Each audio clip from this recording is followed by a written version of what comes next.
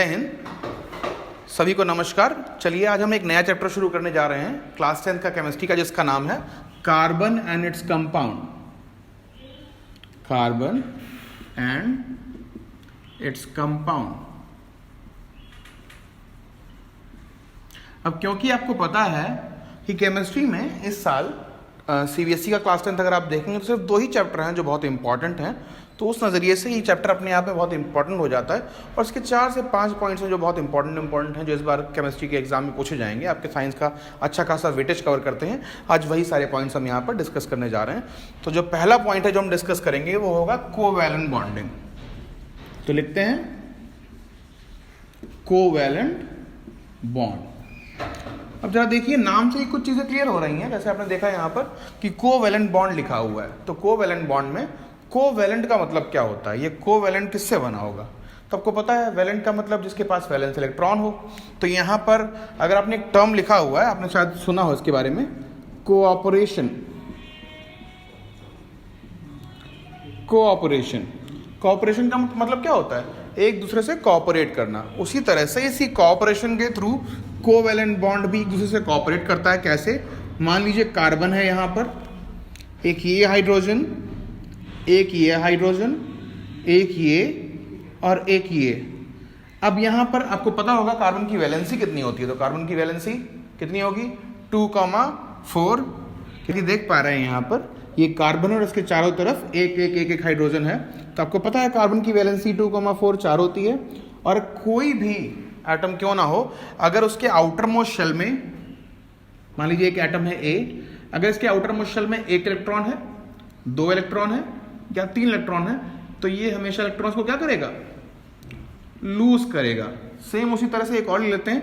मान लीजिए एक बी है, उसके पास आउटर मोस्ट शेल में 6 इलेक्ट्रॉन है या 5 इलेक्ट्रॉन है या फिर 7 इलेक्ट्रॉन है। ऐसे केसेस में यहां पर ये क्या करेगा? इलेक्ट्रॉन्स को गेन करेगा। बट यहां पर आपने देखा कि 1 तो हो गया, 2 हो गया, 3 हो गया, 5 हो गया, 6 हो गया, 7 हो गया, बट एक अभी भी रह गया। वो कौन सा है? 4। क्योंकि 4 ना तो लूज करता है और ना ही गेन करता है। तो ये क्या करेगा? ये हमेशा शेयरिंग करेगा। और इसी शेयरिंग ऑफ इलेक्ट्रॉन्स को हम लोग क्या बोलते हैं? Covalent bonding.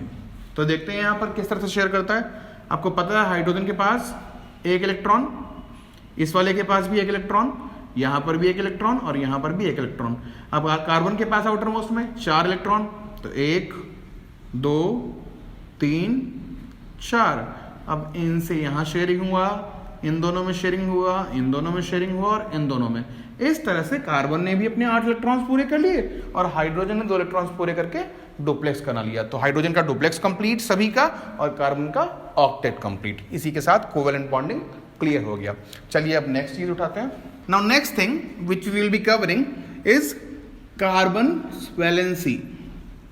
Even though we have covered it in the previous topic, but still एक बार हम लोग फिर से पढ़ लेते हैं। अब कार्बन की वैलेंसी क्या होती है? First of all we should know what is valency. तो इसका डायरेक्ट रिलेशन किससे है? वैलेंस इलेक्ट्रॉन से। वैलेंस इलेक्ट्रॉन से। ये वैलेंस इलेक्ट्रॉन्स क्या होते हैं? वो इलेक्ट्रॉन्स जो आपकी वैलेंसी को क्लियर आउट कर रहे हैं, जिन पे वैलेंसी डिपेंड कर रही है। तो आपका जीवन किस पे निर्भर करता है? आपकी अमीरी और गरीबी पे। अमीर होंगे तो सब आपके, गरीब हुए तो कोई भी आपका नहीं। उसी तरह से यहाँ पर वैलेंस इलेक्ट्रॉन पे पूरा वैलेंसी निर्भर करता है। कैसे क्या होते हैं वैलेंस इलेक्ट्रॉन, जरा देखते हैं। फॉर एग्जाम्पल हमने देखा यहाँ पर कार्बन का atomic number 6, so that will be divided 2,4।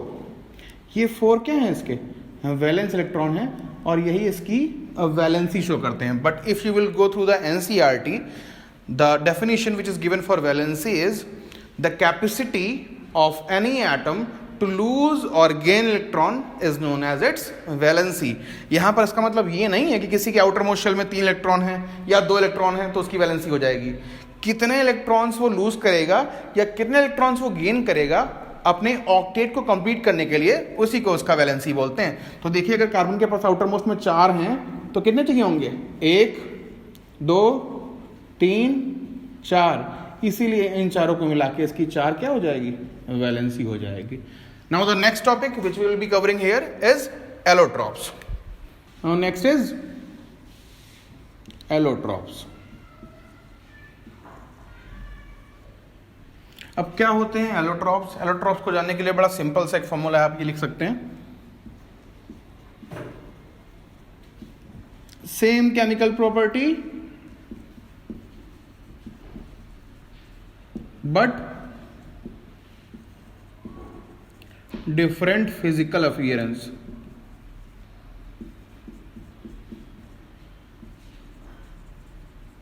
मान लीजिए कि आप दो भाई हैं या दो बहनें हैं आपस में, तो अगर देखेंगे तो दोनों बहनों का कहीं ना कहीं जितना भी केमिकल सिस्टम होगा, फॉर एग्जांपल आपके पापा और मम्मी का डीएनए हुआ, उनके हेरिडिटी हुए, आंखें हुई, कई सारी चीज़ें जो है वो ऑटोमेटिक जो है वो क्रोमोसोम्स कॉपी करते हैं, तो वो सारी चीज़ें तो वैसी होंगी, बट फिजिकल अपीयरेंस आपका और आपकी बहन का अलग अलग होगा, आपका और आपके भाई का अलग अलग होगा। Same thing goes with allotropes also. Allotropes में क्या होता है कि मान लीजिए ए और बी दो एलोट्रॉप्स हैं, ए एंड बी, तो इन दोनों का क्या होगा, फिजिकल अपीयरेंस अलग अलग होगा, but chemical properties almost same रहती हैं। जैसे कि हम अगर इस चैप्टर से रिलेटेड बात कर रहे हैं तो कार्बन है, तो कार्बन के कौन कौन से एलोट्रॉप्स हैं जो इंपॉर्टेंट हैं? तो पहला हो गया आपका डायमंड, दूसरा हो गया आपका ग्रेफाइट, और तीसरा हो गया आपका फ्लोरेंस। ये तीन के तीन बहुत इंपॉर्टेंट है आपके बोर्ड के नजरिए से, जो इस बार कार्बन के एलोट्रॉप्स में पूछे जा सकते हैं। तो चलिए, इसी के सामने तीसरा टॉपिक जो एलोट्रॉप्स था वो भी कवर कर लिया। अब जो बचे दो टॉपिक हैं जरा उनको जल्दी जल्दी खत्म करने की कोशिश करते हैं। Okay, so now the next topic which is very very very essential for your board examination is hydrocarbons from the same chapter. अब क्या होते हैं ये हाइड्रोकार्बन्स? जरा इनको डिफरेंशिएट कर दो, एक ये पार्ट हो गया और एक ये पार्ट हो गया। नाम से ही कंफर्म हो रहा है, हाइड्रो बोले तो H, कार्बन बोले तो C। तो कोई भी compound which are made with combination of H and C are known as hydrocarbons. For example अभी हमने थोड़ी देर पहले क्या बनाया, CH4 methane which is a hydrocarbon. We can also make C2H5 which is also a hydrocarbon। कैसे, इसका नाम क्या होगा? अब इन सब के नाम जानने के लिए अगर आपको देखना है तो इवन दो IUPAC नेमिंग जो है वो इस बार क्लास 10 से खत्म हो गया है, बट कुछ दिन के बाद ही अगर आपको वाकई लगता है कि ये इंपॉर्टेंट है तो जल्दी से जाकर के कमेंट बॉक्स में कमेंट कर दीजिए कि हाँ आपको IUPAC भी पढ़ना है, तो मैं उसकी वीडियो बनाकर भी जल्दी डाल दूंगा। तो चलिए पहले इसके बारे में जान लेते हैं। ये हो गया आपका मीथेन, तो ये हो जाएगा आपका इथेन। इसका स्ट्रक्चर अगर देखना है, CH4 का मैंने बना दिया था, अभी इसका बना देता हूं, एक कार्बन, दो कार्बन, और उसके अलावा नहीं, यहां पर C2H5 नहीं होगा। सफल मैं इसको सही कर रहा हूं फिर से, चलो फिर से कर देता हूं।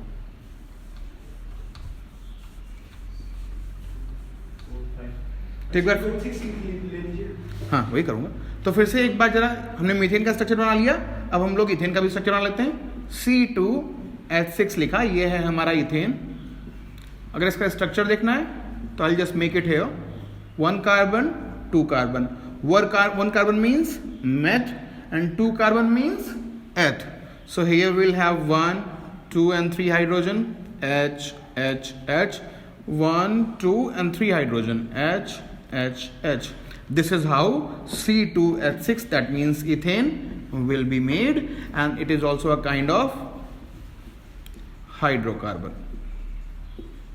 तो एक हाइड्रोकार्बन आपका ये हो गया, एक हाइड्रोकार्बन ये हो गया। मेरे हिसाब से अब आपको समझ में आ गया होगा कि हाइड्रोकार्बन्स क्या होते हैं। It is nothing but the combination of compounds which are made with hydrogen and carbon. चलिए अब एक लास्ट टॉपिक बचा हुआ है हमारा, वो है कि एल्केन, एल्कीन और एल्काइन क्या होते हैं, वो उसी के साथ हम लोग ये चैप्टर खत्म करते हैं। Okay, so now the last and very important topic of this chapter is the types of hydrocarbons या क्लासिफिकेशन ऑफ हाइड्रोकार्बन्स। तो चलिए वो भी कर लेते हैं, क्लासिफिकेशन ऑफ हाइड्रोकार्बन्स। आप चाहें तो इसको ब्रैकेट में लिख लो HC। तो अभी कितने टाइप के होते हैं? अगर आप देखेंगे अपने NCERT में उठा करके, तो 3 टाइप के होते हैं। पहला होता है आपका एल्केन, दूसरा होता है आपका एल्कीन, और तीसरा टाइप जो होता है आपका वो होता है एल्काइन। तो क्या होता है एल्केन? जहां पर भी कार्बन और हाइड्रोजन के बीच हमेशा आपको सिंगल बॉन्ड मिले, आप जान जाइए कि वो कौन सा टाइप है, एल्केन है। अगर कभी भी आपको कार्बन और हाइड्रोजन के बीच में डबल बॉन्डिंग मिल जाए तो वो कौन सा है, एल्कीन है। और अगर तीसरा देखेंगे आप, अगर कार्बन और हाइड्रोजन के बीच आपको कहीं पर भी ट्रिपल बॉन्ड मिल जाए, दैट मीन्स वो कैसा है, एल्काइन है। अगर आप देखेंगे अपने प्रीवियस ईयर्स के पेपर उठा करके या इस बार का भी मॉडल पेपर उठा करके, तो कई बार ये पूछा गया है कि ये एल्केन, एल्कीन और एल्काइन का जनरल फॉर्मूला क्या होता है। तो चलिए उसको भी लिख लेते हैं एक बार। एल्केन का हो गया आपका CnH2n+2, एल्कीन का हो गया CnH2n, और एल्काइन का हो गया CnH2n-2। तो जैसा कि आपने देखा यहाँ पर कि एल्केन का फॉर्मूला CnH2n+2, एल्कीन का फॉर्मूला CnH2n, एल्काइन का फॉर्मूला CnH2n-2। तो जरा इनके साथ साथ में अब एल्केन, एल्कीन और एल्काइन के एग्जाम्पल्स क्या होते हैं वो भी कवर अप कर लेते हैं। तो पहला आपने देखा CnH2n+2, मान लेते हैं यहाँ पर n की वैल्यू पुट करते हैं, n = 2। तो अगर n = 2 होगा, कार्बन कार्बन 2। अब यहाँ पर n = 2 हो गया, तो H2n क्या हो गया, 2 × 2 मीन्स 4। तो पहले इसका फॉर्मूला लिख लीजिए, C2H4+2, यानी कि C2 और H6। अब ये C2 यहाँ पर हो गया H6, 1 2, और I will write like this, क्योंकि शायद आप लोग के लिए टफ पड़े, थोड़ा सा इजी कर देते हैं इसको। तो यहाँ पर लिखते हैं हम 1 and 2 carbons, 1 2 3 hydrogens for this carbon, and 1 2 and 3 hydrogens for this carbon. तो आप देखिए यहाँ पर क्या था, C2H6, 1 and 2 कार्बन्स, और 1 2 3 4 5 6 हाइड्रोजन्स। तो इस तरह से आपने देख लिया कि एल्केन कैसे बनता है। अब जरा एल्कीन बना करके भी देख लेते हैं हम लोग। Okay, now we will discuss about alkene. So alkene का फॉर्मूला क्या है, CnH2n। मान लेते हैं n = 4 एयर, तो क्या हो जाएगा, C4 and H4 × 2 मीन्स 8, तो C4H8। अब C4H8 कैसे बनेगा जरा देखते हैं, 1 2 3 and 4। Okay, so now we are discussing about alkene. Here I have written the formula of alkene, which is CnH2n. Now we are discussing that n = suppose यहाँ पर n = 4 हो गया, तो फॉर्मूला क्या बन जाएगा, C4H2n मतलब 4 2 8, तो C4H8। अब ये C4H8 कैसे बनेगा, सो 1 carbon 2 carbon 3 carbon and 4 carbon.